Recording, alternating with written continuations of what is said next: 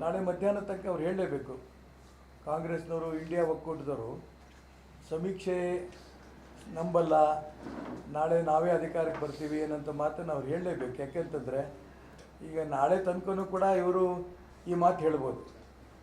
ನಾಳೆ ಮಧ್ಯಾಹ್ನ ಮೇಲೆ ಏನು ಹೇಳ್ತಾರೆ, ಆ EVM ಮಿಷನ್ನಲ್ಲಿ ವ್ಯತ್ಯಾಸಗಳಿದೆ, ಹಂಗಾಗಿ ಆಕಸ್ಮಿಕವಾಗಿ ಮೋದಿಯವರು ಪ್ರಧಾನಮಂತ್ರಿ ಆಗಿದ್ದಾರೆ, EVM ಮಿಷನ್ನೇ ಕೆಟ್ಟೋಗಿದೆ ಅಂತ ನಾಳೆ ಮಧ್ಯಾಹ್ನ ನಂತರ ಅವ್ರೇನು ಹೇಳ್ತಾರೆ ಅನ್ನೋದು ನಾನು ಈಗಲೇ ಹೇಳ್ತೀನಿ.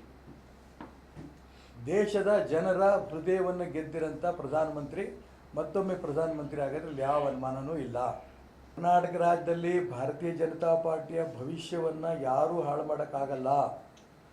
ಆದರೆ BJPಯಲ್ಲಿರೋಂಥ ಏನು ಕೆಲವು ಸಣ್ಣ ಸಣ್ಣ ಸಮಸ್ಯೆಗಳಿದೆ, ಅದು ಶುದ್ಧೀಕರಣ ಆಗಬೇಕು ಅನ್ನೋಂಥ ಅಪೇಕ್ಷೆ ನಮ್ಮದೆಲ್ಲ ಅನೇಕರಿದೆ. ನಂದೊಬ್ಬಂದೇ ಅಲ್ಲ, ಇಡೀ ಕರ್ನಾಟಕ ರಾಜ್ಯದ ಅನೇಕರ ಅಪೇಕ್ಷೆ ಇದೆ. ಈ ಕರ್ನಾಟಕ ರಾಜ್ಯದ ಚುನಾವಣಾ ಫಲಿತಾಂಶದ ಮೇಲೆ ಉಳಿದಿದ್ದರ ತೀರ್ಮಾನ ಆಗೋದಿಲ್ಲ. ಚುನಾವಣಾ ಆಯೋಗ ನಿಜಕ್ಕೂ ಕೂಡ ಪ್ರಾಮಾಣಿಕವಾಗಿ ಇದ್ದಿದ್ದರೆ ನಾನು ಶಿವಮೊಗ್ಗದಲ್ಲಿ ನಡೆದಂಥ ಷಡ್ಯಂತ್ರ ನಡೆದಿದೆ ಚುನಾವಣೆಯ ಹಿಂದಿನ ದಿನವೇ ಏನು ಒಂದು ವಿಡಿಯೋ, ಸರಿ ಎಂಥ ವಿಡಿಯೋ, ಫೇಕ್ ವಿಡಿಯೋ, ಆ ಫೇಕ್ ವಿಡಿಯೋ ಕರ್ನಾಟಕ ರಾಜ್ಯದ ಚುನಾವಣಾ ಆಯೋಗಕ್ಕೂ ಕೊಟ್ಟಿದ್ದೇನೆ. ರಾಜ್ಯ ಚುನಾವಣಾ ಆಯೋಗದವರು ಕೂಡ ಕೇಂದ್ರ ಚುನಾವಣಾ ಆಯೋಗಕ್ಕೂ ಕಳಿಸಿದ್ದಾರೆ ಫೇಕ್ ವಿಡಿಯೋನ. ಜೊತೆಗೆ ಫೇಕ್ ಪತ್ರಿಕಾಗೋಷ್ಠಿಯ ಸುದ್ದಿ ವಿತ್ ಫೇಕ್ ಫೋಟೋ, ಅದನ್ನು ಕೂಡ ನಾನು ಏನು ಸುದ್ದಿ ಬಂದಿದೆ ಅದನ್ನು ಕೂಡ ರಾಜ್ಯ ಚುನಾವಣಾ ಆಯೋಗಕ್ಕೆ ಕಳಿಸಿದ್ದೀನಿ, ಅವರು ಕೇಂದ್ರಕ್ಕೆ ಕಳಿಸಿದ್ದಾರೆ.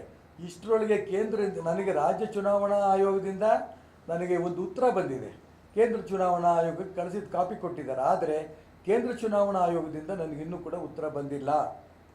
ಅದಕ್ಕೋಸ್ಕರ ನಾನು ಕೇಂದ್ರ ಚುನಾವಣಾ ಆಯೋಗಕ್ಕೂ ಕೂಡ ನಾನು ಒತ್ತಾಯ ಮಾಡ್ತೇನೆ, ಶಿವಮೊಗ್ಗ ಲೋಕಸಭಾ ಕ್ಷೇತ್ರದಲ್ಲಿ ನಡೆದಿರೋಂಥ ಷಡ್ಯಂತ್ರ, ಮೋಸ, ಚುನಾವಣೆಯಲ್ಲಿ ನಡೆದಂಥ ಮೋಸದ ಬಗ್ಗೆ ತಕ್ಷಣ ಅವರು ಕ್ರಮ ಕೈಗೊಳ್ಳಬೇಕು ಅಂತ ಇನ್ನೂ ನಾನು ಒತ್ತಾಯ ಮಾಡ್ತೇನೆ.